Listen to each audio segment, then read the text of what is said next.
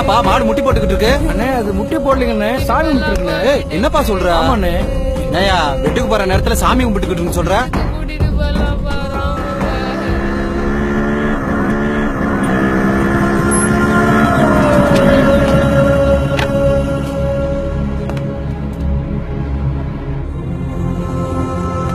யோ, ஜல்லிக்கட்டு காலையில அடிமாட்டி குடுத்துட்டு இருக்கீங்களா? என் பேர் சக்திவேலு, நான் ஒரு ராணுவ வீரன். கார்கில் போர்ல இந்தியா வெற்றி அடைஞ்சதுக்கு முக்கிய காரணம் யாரும் தெரியுமா? நம்ம தமிழ்நாடு வீரம் தாயா. இந்தியாவோட வெற்றி நம்ம தமிழ்நாடு வீரத்துல கிடைச்சதுன்னா அது எவ்வளவு பெரிய விஷயம். கார்கில் போர்ல நானும் இருந்தேன், என்னோட சேர்ந்து இன்னும் நிறைய தமிழர்கள் இருந்தாங்க.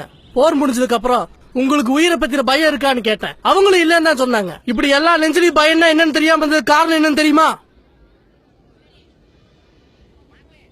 ஜல்லிக்கட்டு.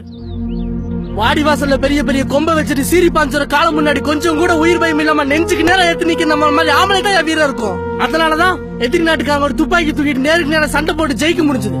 ஜல்லிக்கட்டுங்கிறது கிரிக்கெட் விளையாடுற மாதிரி விளையாட்டு இல்லையா, இது வீர விளையாட்டியா. இத போய் காட்டு முன்னாடி தரமான விளையாட்டுன்னு தட போட்டா அது அவங்களுக்கு தெரியல, அவ்வளவுதான். ஜல்லிக்கட்டுங்கிறது வெறும் விளையாட்டு மட்டும் இல்ல, தமிழனோட வீரம், அடையாளம், கலாச்சாரம், பண்பாடு, இலக்கியமும் இதிகாசமும் கொண்டாடி 4000 வருஷம் விளையாட்டு வர தமிழோட பாரம்பரியத்தை பட்டுன்னு தடுக்கிறது எந்த வகையில நியாயம்? இத பத்தி தெரியாம யாரோ தடுத்து வச்சா அவங்களுக்கு பயந்துட்டு உங்க காலையில அடிமாட்டுக்கு விக்கிறீங்களா? இந்த காலையில நீங்க உங்க வீட்டு பிள்ளைகள வளர்க்கல, மனுஷ செத்தா கூட அவ்வளவு மரியாதை இருக்காதியா. நம்ம ஊர் ஜல்லிக்கட்டு காலைக்கு செத்தப்போ ஊரே சோகத்துல மூழ்கி அந்த ராஜமரியாதையோட சேர்ந்து அடக்கம் பண்ணல.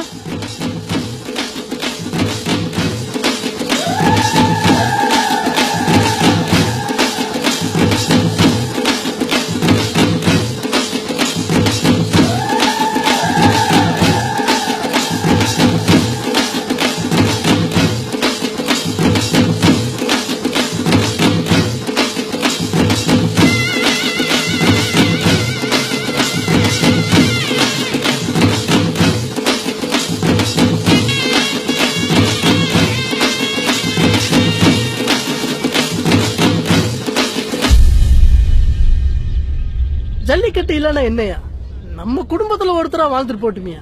நான் கூட என் மனசார விக்க வரலையா, என் ஆத்தா வைத்திய செலவுக்கு தான் விக்க வந்தேன். உன் பாரம்பரியத்தை வித்து உன் ஆத்தா வைத்திய செலவு பாக்கணுமா? அதுக்கு 1000 வழி இருக்கியா. மாட்டோட கொம்புக்கே பயப்படாத நாம போலீஸ்காரன் கம்புக்கா பயப்பட போறான். கூட்டிட்டு போய் அவன் கொலசாமி.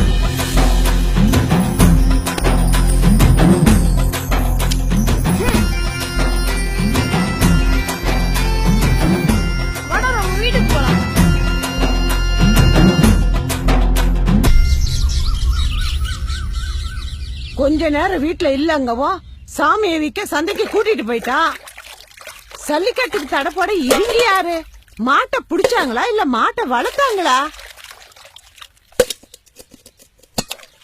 மாட்டோட வெள்ளை ரத்தத்தை பாலுன்னு பீச்சு குடிக்கிறவன் தான் சைவத்தை பத்தி பேசுறானுங்க. ஊறதுல கப்பலையும் பறக்கிறதுல ஏறப்பழையனையும் தவிர மத்ததெல்லாம் அடிச்சு திங்கிறவன் தான் விலங்குகளை காப்பாத்ததா கொடி பிடிச்சிட்டு அலையறானுங்க.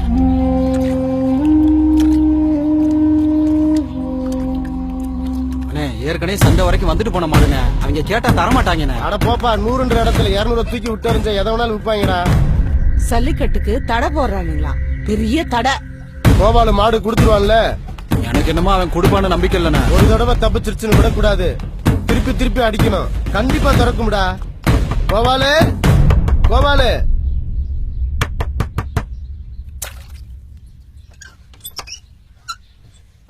யாருப்பா?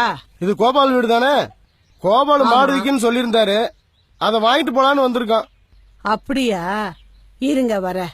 என்னப்பா, இந்த அம்மா போற சைஸுக்கு மாடு குடுத்துரும்ல? என்னமோ நம்பிக்கை இல்லண்ணா.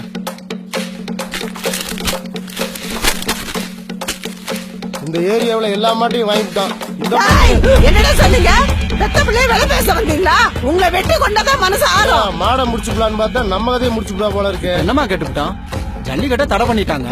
ஜல்லிக்கட்டு மாடு உன்கிட்ட இருக்கு, கேட்டு வந்தா குடுக்கறேன்னு சொல்லு, இல்ல இல்லன்னு சொல்லுமா. அதை விட்டுட்டு அறுவாலை தூக்கிட்டு வந்து ஜல்லிக்கட்டுக்கு தடை போட்டா சந்தைக்கு தான் போவன்ற நினைப்பா? கொள்ளி வைக்கிற பிள்ளைடா என் சல்லிக்கால. ஓடி பாக்கடா மறுவழி அதுபடி அறுத்து. மாடு எங்கேயாவது விலை பேசுறது தெரிஞ்சது வெட்டிப்புட வெட்டி போங்கடா, இல்ல கழுத்தை அறுத்து போங்கடா. சொல்லல. நாயை மேய்க்கிற பயல்களுக்கு மாட்டை பத்தி என்னடா தெரியும்?